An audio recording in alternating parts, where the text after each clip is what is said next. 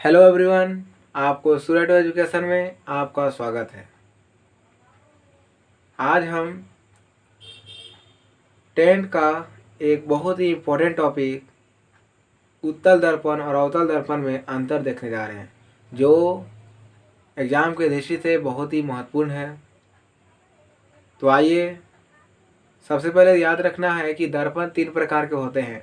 एक आपका गोलीय दर्पण होता है, एक आपका परवलयिक दर्पण होता है, एक आपका समतल दर्पण। गोलीय दर्पण का मतलब कहता है ये किसी गोले खोखले का भाग होता है। यानी कहता है कि वैसा दर्पण जो किसी खोखले गोले का भाग हो उसे गोलीय दर्पण कहते हैं। परवलयिक दर्पण कहता है कि जो पूर्णतः गोला ना हो उसे परवलयिक दर्पण कहते हैं। और समतल दर्पण किसे कहते हैं? जिसका सतह समतल हो उसे समतल दर्पण कहते हैं। और हम जानते हैं कि हमारे घरों में जो दर्पण का इस्तेमाल किया जा रहा है वो आपका समतल दर्पण ही है, जिसके कारण समतल दर्पण का कहानी तो आप बताएंगे, लेकिन एक पॉइंट याद रखना है कि समतल दर्पण द्वारा हमारा जो प्रतिबिंब है वो वस्तु के बराबर होता है। ये जो हमारा आकार यहाँ है वही हम ऐनक में जब झांकते हैं तो हमारा वही आकार ऐनक में दिखाता है।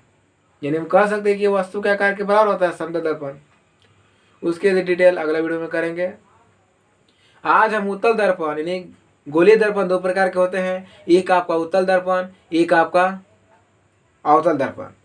इसमें हम अंतर देखना चाहते हैं कि आखिर में है क्या। सबसे पहले डिफरेंस कहता है कि वैसा गोलीय दर्पण जो धंसा हुआ हो उसे क्या कहेंगे? अवतल, और जो उठा हुआ हो या उभरा हुआ हो उसे उत्तल दर्पण कहते हैं।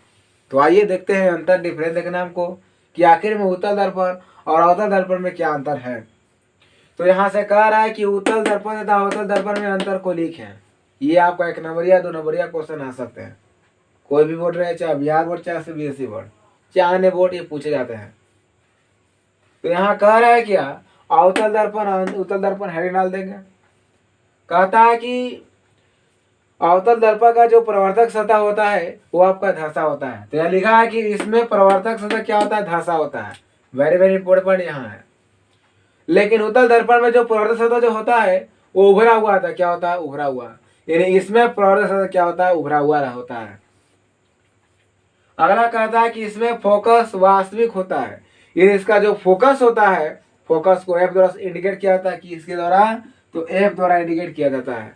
तब फोकस कहता है इसका जो फोकस अवतल दर्पण का वास्तविक होता है, रियल होता है। लेकिन यही उत्तल दर्पण की चर्चा करें तो इसका काल्पनिक होता है, यानी आभासी होता है, इमेजिनरी होता है।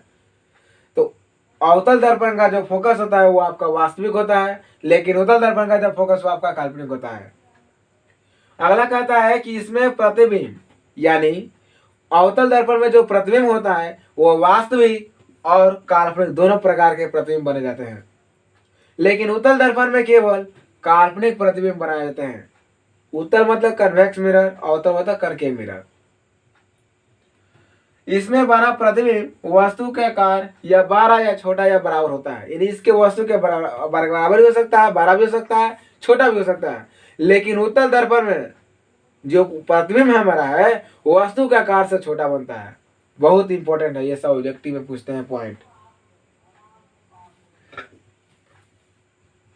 उसके बाद कहता है कि इसे याद रखना कि अवतल दर्पण को अभिसारी दर्पण कहते हैं और उत्तल दर्पण को क्या कहते हैं? तो आप सारी दर्पण कहते हैं। आखिर कारण क्या है भाई कि इसे अभिसारी कहते हैं? तो कहा जाता है कि जब प्रकाश की किरणें अगर एक बिंदु पर आकर मिल जाती है तो उसी को हम अभिसारी कहते हैं, और अगर प्रकाश की किरणें एक बिंदु से निर्गत होकर सभी दिशा में फैल जाती है तो उसी को हम अपसारी दर्पण कहते हैं। यानी मान लेते हैं कि यहां से प्रकाश आ रहा है, प्रकाश की रे आ रही है और एक बिंदु पर ये दोनों आकर मिल जाएगी तो हम कहें कि आपका अभिसारी हो रहा है। लेकिन वही यहां से आकर इन्हें आ गया, ये नहीं आ गया, तो ये निर्गत होकर फैल गया चारों दिशाओं में, तो इसी को हम कहते हैं अपसारी कहते हैं। तो हमने क्या देखे? उत्तल दर्पण में हमने देखे अंतर। पहला देखे कि उत्तल दर्पण का जो परत होता है क्या होता है? धंसा होता है, लेकिन उत्तल दर्पण का क्या होता है? उभरा हुआ होता है।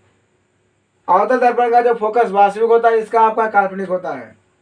इसमें प्रतिबिंब जो होता है वास्तविक और काल्पनिक दोनों होता है अवतल दर्पण में। लेकिन उत्तल दर्पण में क्या कहा कि इसका जो प्रतिबिंब जो होता है वो आप हमेशा काल्पनिक होता है। वेरी वेरी कई बार ऑब्जेक्टिव इस सवाल को रिपीट किया गया है कि उत्तल दर्पण द्वारा बना प्रतिबिंब कैसा होता है, तो ये आपका काल्पनिक, लेकिन ये क्या है अवतल दर्पण में तो आपका काल्पनिक और वास्तविक दोनों प्रकार के प्रतिबिंब बन जाते हैं। काल्पनिक को आभासी भी कहते हैं, ठीक है।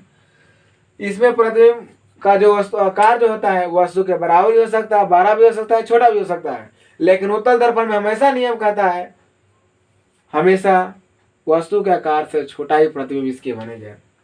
इसे आप इशारे दर्पण कहते हैं, इसे आप साई दर्पण कहते हैं। तो आज हम इस वीडियो को यहाँ तक एंड करते हैं। अगर अच्छा वीडियो लगे तो कृपया लाइक करें, शेयर करें, सब्सक्राइब करें, और ताकि इसका नोटिफिकेशन आपके पास तुरंत आ जाए नए वीडियो अपलोड करने के बाद। तो थैंक यू, जय हिंद।